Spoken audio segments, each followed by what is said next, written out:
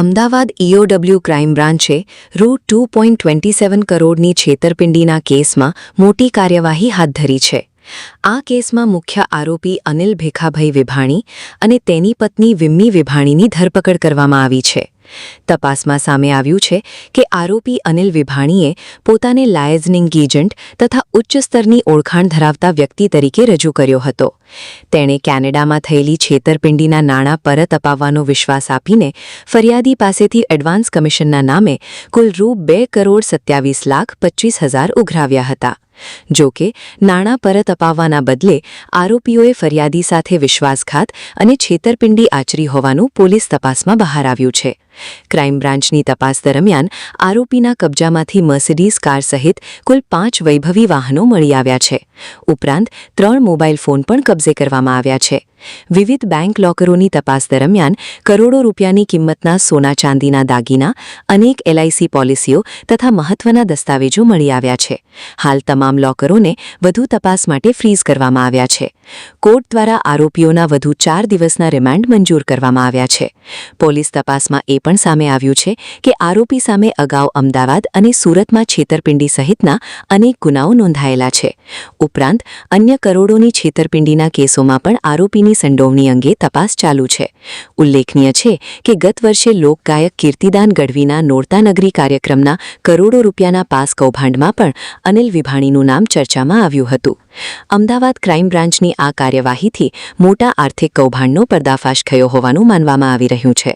Reporter શરીફ ખાંચી, અમદાવાદ. આર્થિક ગુના નિવારણ શાખા ક્રાઇમ બ્રાન્ચ અમદાવાદ શહેર ખાતે હિરેનભાઈ ચૌધરી નામના ફરિયાદીએ અનિલભાઈ વિભાણી વિરુદ્ધમાં અને તેમની પત્ની વિમ્મી અનિલભાઈ વિભાણી વિરુદ્ધમાં ગુનો દાખલ કરાવેલો હતો.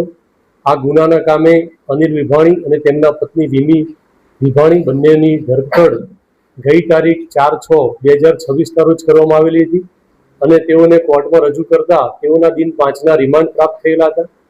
આ રિમાન્ડ દરમિયાન આરોપી પાસેથી અલગ અલગ 5 જે ગાડીઓ હતી તે કબજે કરવામાં આવેલી હતી. ત્યારબાદ આરોપીની પૂછપરછમાં આરોપીના જુદી જુદી બેંકોમાં લોકરની માહિતી પ્રાપ્ત થયેલી હતી. તો પ્રથમ આરોપીના 5 દિવસના રિમાન્ડ મળેલા હતા. તે પૂર્ણ થતા બીજા ફર્ધર રિમાન્ડ માંગણી કરતા બીજા 4 દિવસના બંને આરોપીના રિમાન્ડ મંજૂર થયેલા હતા. અને આ રિમાન્ડ દરમિયાન આ જે આરોપીઓ છે તેઓના યસ બેંક થલતેજ ખાતે એક લોકર ધરાવે છે, જે બંને પતિ પત્નીના સંયુક્ત નામે લોકર છે. એ લોકરની તપાસ કરતા તેમાંથી કુલ 4 કિલો 450 ગ્રામ એટલે કે 4.5 કિલો જેવું સોનું મળી આવેલું છે અને ચાંદી પણ તેમાં મળી આવેલી છે, જે ચાંદી 850 ગ્રામ જેટલી છે. આમ બંનેનું કુલ વેલ્યુ કાઢતા 6,30,00,000 રૂપિયા જેટલી રકમ થાય છે. ત્યારબાદ તેઓનું અન્ય એક લોકર સુરત ખાતે Mehsana urban cooperative bank Rander Adajan ખાતે હતું. તે લોકરની ઝડપી કરતા તેમાંથી પણ 260 ગ્રામ જેટલું સોનું પ્રાપ્ત થયેલું છે અને ચાંદી પણ 260 ગ્રામ મળી છે, જેની અંદાજિત કિંમત 30 લાખ રૂપિયા જેટલી થાય છે. ત્યારબાદ તેનું ત્રીજું એક locker Dhrangadhra People's Cooperative Bank Dhrangadhra ખાતે આવેલું છે. તે લોકર ચેક કરતા તેમાંથી 833 ગ્રામ સોનું અને 511 ગ્રામ ચાંદી, જેની કુલ કિંમત 1,02,00,000 રૂપિયા જેટલી થાય છે. સાથે સાથે થલતેજનું જે લોકર છે તેમાંથી 11 LICની જુદી જુદી પોલિસીઓ પણ મળી આવેલી છે અને ધાંગધ્રા જે પીપલ્સ કોઓપરેટિવ બેંક છે તેના લોકરમાંથી પણ 22 જેટલી LICની પોલિસીઓ મળી આવેલી છે. આમ આરોપી પાસેથી ખૂબ જ મોટા પ્રમાણમાં સોનું અને ચાંદી તેના લોકરમાંથી મળી આવેલા છે અને હાલમાં આરોપી આ સોનું ક્યાંથી કેવી રીતે ખરીદ્યું તે બાબતેની પૂછપરછ કરવામાં આવી રહેલી છે. આરોપી વિરુદ્ધમાં સરખેજ પોલીસ સ્ટેશન ખાતે પણ એક છેતરપિંડીનો ગુનો દાખલ થયેલો છે, જેમાં નવરાત્રિનું આયોજન કરવામાં આવેલું હતું. તેમાં આ આરોપીએ ફરિયાદી સાથે છેતરપિંડી આશરે 4.5 કરોડ રૂપિયા જેટલી કરેલાનો ગુનો દાખલ થયેલો છે. આ સિવાય ક્રાઇમ બ્રાન્ચમાં પણ એક ગુનો દાખલ થયેલો છે. EOW આર્થિક ગુના નિવારણ શાખા સુરત શહેર ખાતે પણ ગુનો દાખલ થયેલો છે. તેમજ આપ સૌની પત્રકાર મિત્રોની અપીલ કરવામાં આવેલી તેના અનુસંધાને કેટલાક ભોગ બનનારના લોકોએ પીઓડબ્લ્યુનો સંપર્ક કરેલો હતો અને તેઓની પણ ગુનો દાખલ કરવાની તજવીજ હાલમાં ચાલુ છે.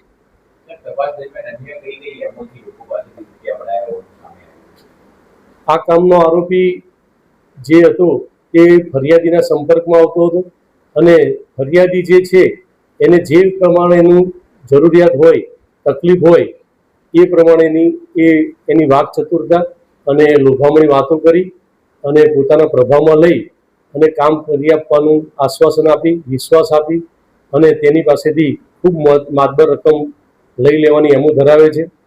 જેમ કે સરખેજ પોલીસ સ્ટેશનમાં નવરાત્રિમાં તેમણે સ્પોન્સર લાવી આપવા માટેનું કીધેલું હતું અને સ્પોન્સરના પૈસા એણે લઈ લીધા અને આયોજકોને આપેલા ન હતા. ટિકિટોનું વેચાણ કરવાનું પણ આશ્વાસન આપેલું અને ટિકિટનું વેચાણ કરીને ટિકિટના પૈસાના જે વળતર ચૂકવવું પડે તે ફરિયાદીને ચૂકવેલું ન હતું.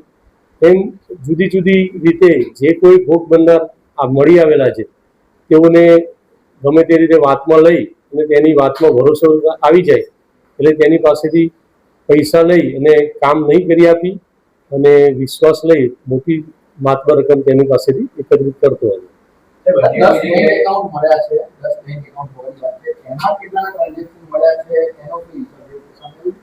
એમાં જે એકાઉન્ટ છે એમાં જે એમાઉન્ટ છે એ પણ સીઝ કરવામાં આવેલી છે અને આશરે 10 લાખ રૂપિયા જેટલી રકમ તેમાં પણ મળી આવેલી છે. હાલમાં તેની પાસે અમદાવાદ શહેર ખાતે એક ફ્લેટ ધરાવે છે, સુરત ખાતે પણ 2 બંગલા ધરાવે છે. એની પ્રાથમિક માહિતી પ્રાપ્ત થયેલી છે અને બીજી પણ મિલકતો એની પણ તપાસ તજવીજ ચાલુ છે.